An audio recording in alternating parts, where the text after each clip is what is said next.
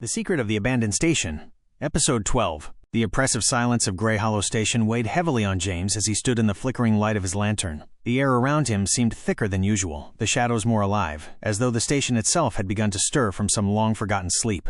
James had been here before, but this time, something was different. The station felt aware. He clutched the glowing key tightly, the artifact humming with a low vibration in his hand. It had led him here again, deeper into the labyrinthine tunnels beneath Grey Hollow, where whispers seemed to echo from the walls themselves. He couldn't shake the feeling that he was being watched, but no matter how quickly he turned, he saw nothing. The ghosts of this station were not eager to reveal themselves. James took a deep breath and continued down the dimly lit corridor. The key had stopped glowing once he entered this section of the station, its light dying as if something in the very atmosphere of this place had drained its power. His only source of light now was the fragile flame of his lantern, casting long, twisting shadows on the walls. As he walked further, he noticed an old wooden door at the end of the hallway. It was cracked, worn with age, but a strange light seeped through the gaps in the frame. He approached cautiously, gripping the handle of the door with trembling hands. With a deep breath, he pushed it open. The room beyond was vast, much larger than the small tunnel suggested.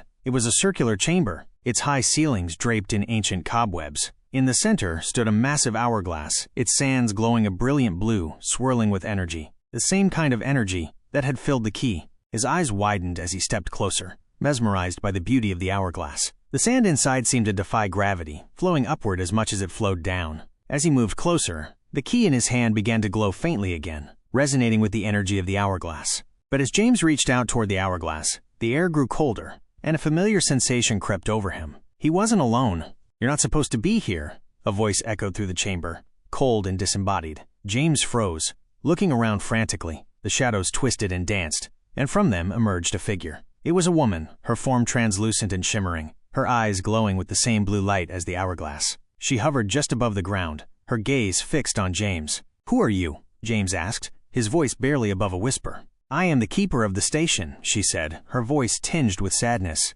"And you are meddling with forces beyond your understanding."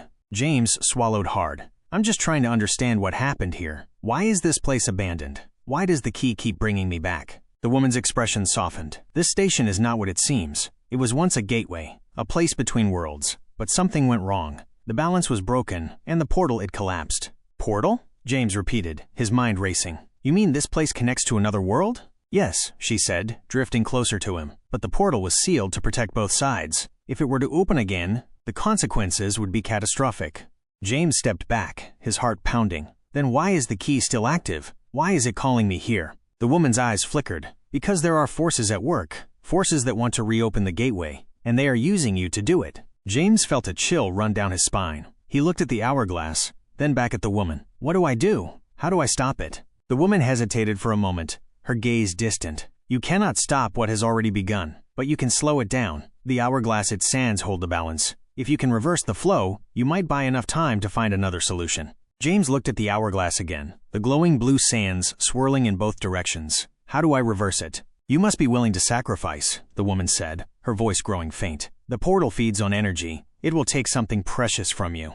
Before James could ask what she meant, the woman began to fade into the shadows once more. "Remember," she whispered, "balance must be maintained." And with that, she was gone. James stood alone in the chamber, the hourglass looming before him. His hands trembled as he reached out toward the glowing sands. He knew what he had to do, but the fear of what it might cost him gnawed at his mind. With a deep breath, he placed his hand on the hourglass, feeling the energy surge through him. The key in his hand glowed brighter than ever, resonating with the power of the hourglass. As the sands began to slow, reversing their flow, James felt a wave of exhaustion wash over him. His vision blurred, and the room seemed to spin. He could feel something being taken from him, something intangible, but he couldn't stop it. He collapsed to the ground, the last thing he saw being the hourglass, its sands now flowing in the opposite direction. To be continued. Next episode preview. In the next episode, James faces the consequences of his actions. As the station reacts to the reversed hourglass, new dangers emerge, and a powerful entity, long sealed away, begins to awaken.